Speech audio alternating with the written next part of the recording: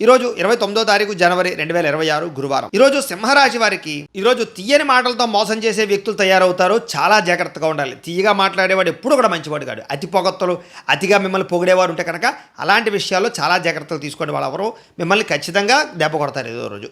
జీవిత భాగస్వామితో గొడవలు కనిపిస్తున్నాయి. అహంకారం పెరిగితే ప్రేమ తగ్గుతుంది. చిన్న మాట కూడా పెద్ద గొడవగా మారే అవకాశం ఉంది. కాబట్టి ఓర్పు అవసరం.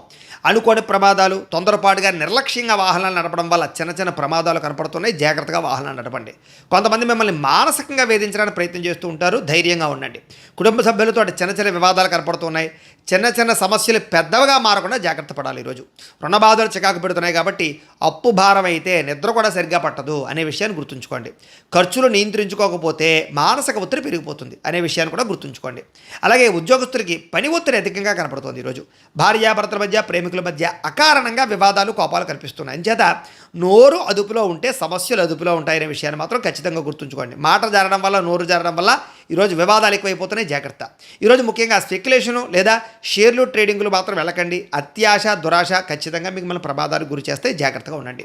విద్యార్థులకి స్వల్ప ఏకాగ్రత లోపించడం వల్ల ఇబ్బందులు, సెల్ ఫోన్లు అలాగే స్నేహితుల ప్రభావం వల్ల చదువు పట్ల ఫోకస్ తగ్గే అవకాశం కనపడుతుంది. జాగ్రత్త. ఆదాయం విషయంలో అనవసరమైన ఖర్చులు తగ్గించుకోవాలి. ఆదాయం తగ్గినప్పుడు ఖర్చులే పరీక్ష అనే విషయాన్ని గుర్తుంచుకోండి. కొత్త రుణాలు తీసుకోవడం మంచిది కాదు. వ్యాపారస్తులకి క్రయ విక్రయాల్లో స్వల్ప లాభాలే కనపడుతున్నాయి. దత్తాత్రేయ స్వామి అంటే మీకు ఇష్టమైతే కనుక ఇక్కడ ఒకసారి లైక్ చేయండి. అలాగే రేపటి రాశి వల్ల కూడా మీకు రావాలన్నట్లయితే కనుక సబ్స్క్రైబ్ చేసుకోండి. అలాగే ఇక్కడ కనపడుతున్నటువంటి ఈ లింక్ మీద మీరు క్లిక్ చేసినట్లయితే మీకు ఈరోజు ఇంట్లో దత్తాత్రేయ స్వామి వారికి పూజ ఎలా చేసుకోవాలో వీడియో వస్తుంది. ఆ వీడియోని ఎదుర్కొంటే పెట్టుకుని మీ ఇంట్లో ఈరోజు దత్తాత్రేయ స్వామి వారికి పూజ చేసుకోవడం వల్ల ఈరోజు మీకు శుభప్రదంగా ఉంటుందని తెలియజేస్తూ లైక్ చేయడం మాత్రం మర్చిపోకండి. స్వస్తి.